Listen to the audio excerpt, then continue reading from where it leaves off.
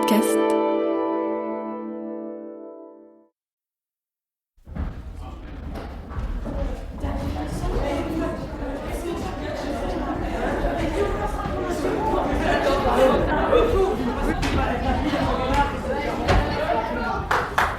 Allons, un peu de silence s'il vous plaît.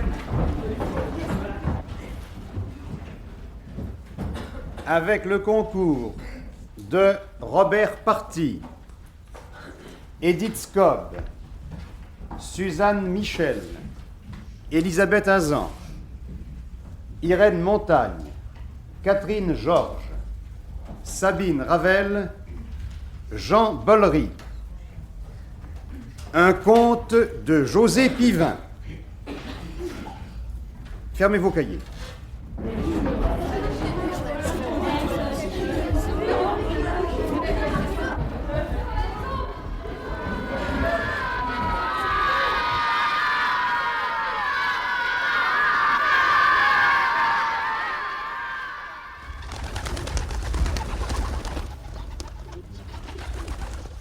Des fées partout.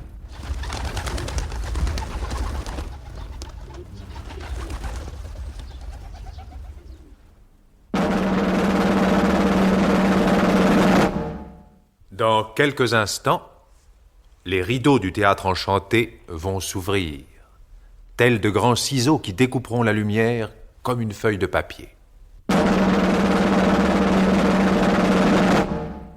Images, silhouettes que coupe et découpe sans cesse l'artiste aux yeux penseurs. Personnages nés des blessures de l'esprit, découpures suivant d'invisibles traces et prenant forme de maisons, d'arbres ou de fées. Grands ciseaux du théâtre, faites qu'aujourd'hui, celui qui les mania ait trouvé dans les brumes de son front le sentier à suivre. Celui qui dessine les contours des plus belles pensées et mène aux collines du sourire. Et maintenant, pour que la grande déchirure se fasse et que le spectacle se découpe et se couse, je vais, tapant des pieds comme on claque des mains, frapper les 3 coups fatidiques.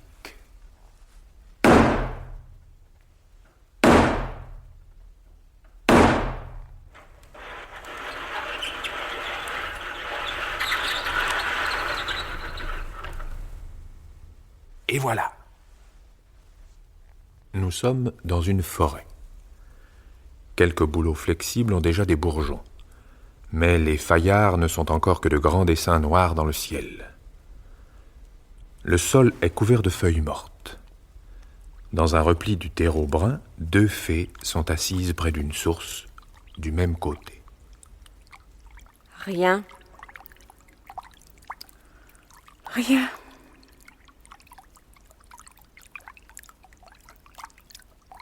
Alors? Rien. Nous sommes pourtant des fées. Et j'ai levé 2 fois ma baguette.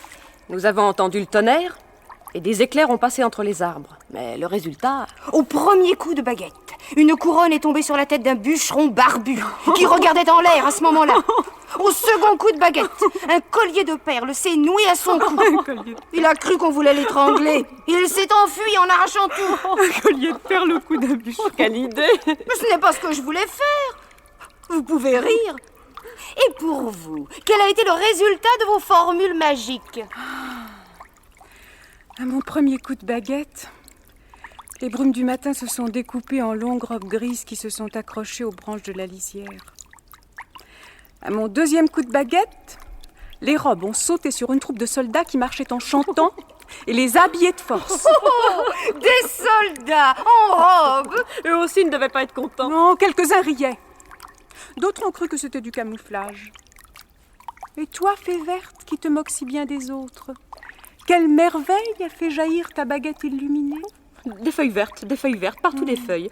Même sur les fagots de bois sec, sur les bûchers, sur les manches de balai et les manches de pioche. Mon deuxième coup de baguette a servi à les faire partir.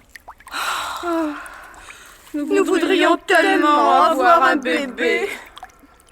Cette source est comme un berceau d'eau fraîche. Il s'amuserait à clapoter. Et puis nous l'habillerions. Chaque jour un costume neuf, d'un coup de baguette. Seulement, il n'y a pas de bébé. Tiens, voici la 4e fée de la source. Bonjour, Bonjour, Fée Fée Blanche. Alors, mes amis, je vois à vos mines qu'aucun enfant n'est né dans notre source. Rien. Voulez-vous que j'essaie à mon tour? Si tu veux, mais je n'ai pas beaucoup d'espoir. Nous avons toutes les 4 la même puissance et nous n'avons eu aucun résultat. Enfin, essaie. Je vais prononcer la formule dans le rayon de soleil que je vois là-bas. Surveillez bien le moindre bouillonnement de la source. Nous en avons l'habitude. On en a mal aux yeux. Je m'en vais.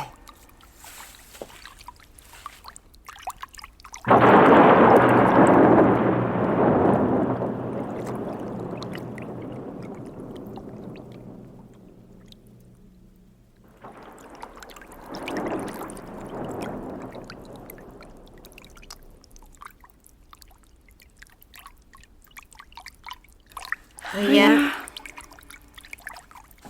Eh bien, Eh bien, rien. rien. non. J'espérais pourtant avoir plus de chance que vous. Pourquoi? Parce que je suis blanche, comme les nuages de lait qui passent dans les rêves des bébés. Eh bien, tu vois, celui que nous attendons ne doit pas aimer le lait. Et puis j'avais fait apparaître tout un vol de papillons jaunes dans le rayon de soleil. C'était bon signe. Oh, une idée. Laquelle? Si nous, les fées de la source, nous unissions la puissance de nos baguettes, peut-être arriverions-nous à faire naître cet enfant. Oh, ce serait si agréable d'avoir un enfant. Moi, j'aurais aimé une petite fille, avec des nattes et un tablier d'écolière. Moi, un petit garçon, avec des culottes rouges, qui ferait des arcs avec tout ce qu'il rencontrerait. Écoutez, garçon ou fille, cela n'a pas d'importance. L'essentiel, c'est d'en avoir un qui pourra chanter dans cette grande forêt où il n'y a que des oiseaux et des chevreuils. Des sangliers et quelques loups aussi. Ils ne chantent pas non plus. Allons, vite, toutes ensemble. Nous dresserons notre baguette et nous prononcerons la formule magique pour qu'un enfant naisse dans notre source. Par la douceur des plumes, par la blancheur de la lune, par le sourire de 4 fées, nous souhaitons que dans la source, on voit naître un petit bébé.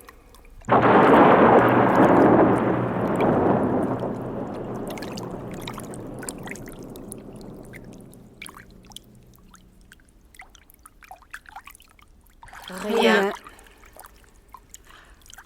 Si, Quoi? un caillou blanc. Un caillou blanc. Il ne s'y trouvait pas. Oh, si les fées n'arrivent qu'à faire apparaître un caillou au fond d'une source, alors qu'elles ont uni leurs meilleures pensées de tendresse, de bonté, de générosité, il n'y a plus qu'à s'en aller. Eh bien, c'est ce que je vais faire, moi. La fée verte, la fée des mousses du Nord. Celle qui indique le chemin aux voyageurs égarés. Au revoir, mes amis de la source. Au revoir, fée verte. Je vais aussi m'en aller. Moi, la fée rouge. La fée des fruits d'églantine et des rouges érelles. La fée des biches qui saignent et des feuilles d'automne. Je vais parcourir les fourrés des bois. Au revoir, mes amis de la source. Au revoir, fée rouge. Et toi, fée blanche, tu ne pars pas? Pas tout de suite. Il faut que je m'en aille, moi, la fée brune. La fée des écorces qui craquent sous les griffes d'écureuil et dans le souffle du grand vent. La fée des bruits de la forêt. Au revoir, fée blanche, mon ami de la source. Au revoir, fée brune. La voici partie. Je ne vais pas rester toute seule ici, moi, la fée blanche, la fée de la lumière entre les arbres. Au revoir, source aux fées. Nous aurions tellement voulu avoir un petit enfant, et nous n'avons qu'un caillou blanc au fond de la source. Et pendant plusieurs jours, le petit caillou blanc au fond de la source apparut chaque matin dans l'eau limpide, avec les images des arbres et les premiers nuages de l'aube. Des oiseaux venaient boire ou se baigner, puis repartaient. De temps en temps, un chevreuil s'approchait. Il sortait ses pattes fines des feuilles mortes, les posait sur la mousse, buvait, puis les enfonçait de nouveau dans l'épaisseur légère comme des gants, et pas à pas, il s'éloignait entre les gros troncs d'arbres. Mais un jour, vers midi, les feuilles mortes furent plus vivement remuées. Je me suis perdue. Exprès. Comme ça, ils ne me retrouveront plus. Plus jamais. Oh, quelle jolie source. L'eau est fraîche. Mais que vais-je faire toute seule dans ce grand bois? Oh, le beau caillou blanc au fond de la source. Il est lisse et froid comme mes bras. As-tu beaucoup couru pour aller à ma rencontre? Moi, je viens de loin. Mes parents sont morts au pays des grandes cheminées. Une femme voulait me faire travailler dans une cave, à coller des étiquettes sur des bouteilles de bière. Si j'avais eu un frère, je serais peut-être restée. J'étais seule. Alors je me suis enfuie.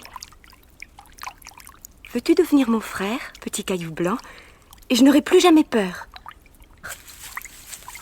J'ai entendu du bruit entre les arbres. Oh, une femme verte avec un chapeau pointu. Une femme rouge. Une femme blanche. Une femme brune. Ce sont des fées, petit caillou blanc. Protège-moi. N'aie pas peur. Nous sommes les fées de la source. Tu entends, petit caillou? Des fées? À qui parles-tu? À mon petit frère, mesdames les fées. Ton frère? Où est-il? C'est mon petit caillou blanc, le voici. Vous ne le trouvez pas joli? Oh, c'est vrai, il est moins beau une fois sec. Il est moins lisse. On dirait un vrai caillou. Il faut le remettre dans la source. Oui, mais alors je ne pourrai plus prendre la main de mon petit frère. J'ai besoin de sa main pour aller plus loin, dans cette grande forêt. Sans ça, j'aurais trop peur. Faut-il absolument que tu ailles plus loin, petite fille? Que ferais-je ici? Reste avec nous. Moi, la fée brune, je te construirai une petite cabane. Moi, la fée rouge, je t'apporterai des paniers de fraises des bois. Et nous soignerons ensemble les biches blessées par les chasseurs. Moi, la fée verte, je t'apporterai les robes, les couvertures et les serviettes qu'il te faudra. Moi, je viendrai chaque matin ouvrir les fenêtres et t'embrasser. Et rien qu'en te penchant, tu pourras voir le caillou tout blanc dans la source comme le bras d'un petit garçon. Veux-tu? Oh oui. Ce qui est dommage, c'est que mon frère ne pourra jamais entrer avec moi dans la cabane. C'est déjà bien beau de l'avoir au fond de la source. Nous l'avions fait naître, ce caillou blanc, sans nous douter qu'un jour une petite fille pourrait le prendre pour un petit garçon. Les fées ne savent pas toujours apprécier ce qu'elles font. Il faut sans doute des yeux d'homme pour cela.